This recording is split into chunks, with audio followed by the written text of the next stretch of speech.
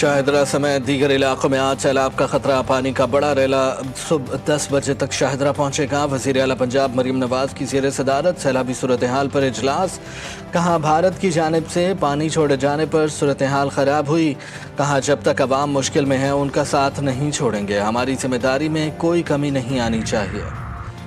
Field marshal کی ہدایت پر سیلاب متاثرہ علاقوں میں امدادی کارروائیاں جاری۔ D G I S P R lieutenant general Ahmed Sharif Chaudhry نے کہا پلوں اور شاہراہوں کی بحالی کا کام مکمل کر لیا گیا۔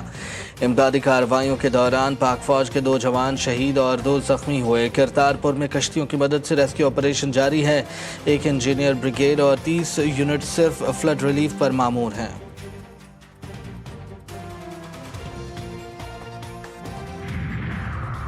اور پنجاب میں سیلابی صورتحال، سندھ حکومت کے احتیاطی اقدامات، دریائے سندھ میں ممکنہ سیلابی خطرے کے پیش نظر صوبائی وزراء کو فوکل پرسن مقرر کر دیا گیا۔ وزیر اعلیٰ مراد علی شاہ کی اراکین اسمبلی کو حلقوں میں موجود رہنے کی ہدایت۔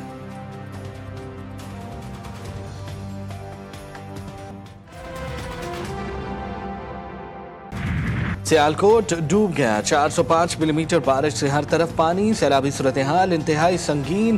وزارت داخلہ پنجاب کی درخواست پر پاک فوج تعینات، شہر میں طوفانی بارشوں کا 11 سالہ ریکارڈ ٹوٹ گیا، گلی محلے تالاب بن گئے، معمولات زندگی مفلوج، بیشتر فیڈرز ٹرپ کر گئے، شہر بھر میں دفعہ 144 نافذ کر دی گئی۔ وزیر دفاع کا متاثرہ علاقوں کا دورہ، کہا خدشہ ہے کہ بھارت کی جانب سے مزید پانی چھوڑنے کا امکان ہے، مزید بارشیں ہوئیں تو خطرہ بڑھ جائے گا۔ خواجہ آصف نے بارش کے بعد سیلابی صورتحال پر کہا کرپشن کی حد ہو گئی، تمام سڑکیں بہہ گئیں، سیالکوٹ میں تباہی کی بڑی وجہ نالوں پر تجاوزات ہیں۔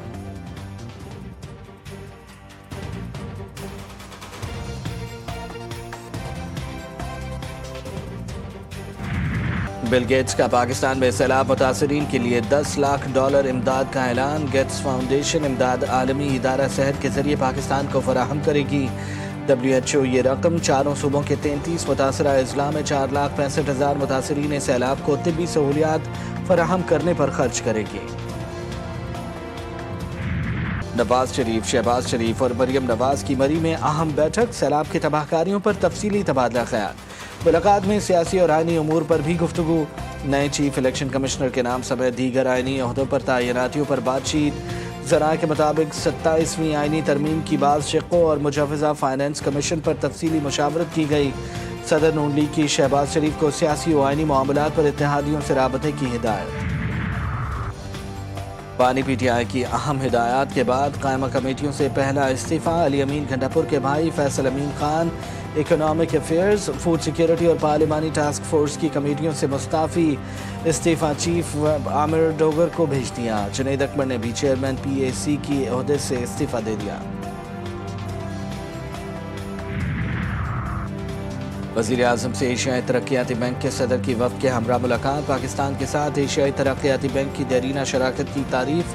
شہباز شریف نے کہا کہ ایشیائی ترقیاتی بینک ترقی خوشحالی کے سفر میں ہمیشہ قابل اعتماد شراکت دار رہا ہے، ریلوے، پبلک ٹرانسپورٹ اور معدنیات کے شعبوں میں شراکت داری کو بڑھایا جا سکتا ہے۔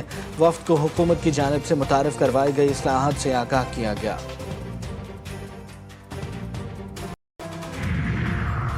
کراچی کے علاقے زمان ٹاؤن نورانی بستی میں جلاد شوہر نے بیوی کو قتل کر دیا، پولیس نے ملزم شوہر اللہ دیتا کو گرفتار کر لیا۔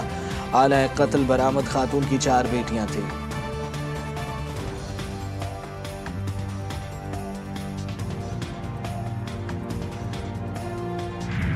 صہیونی فوج کے غزہ سٹی اور مضافات میں شدید حملے، صبح سے جاری بمباری اور گولہ باری میں 32 فلسطینی شہید، امداد کے منتظر 8 فلسطینی بھی شامل، بھوک کی شدت سے 2 بچوں سمیت 10 افراد دم توڑ گئے، مجموعی تعداد 119 بچوں سمیت 313 ہو گئی۔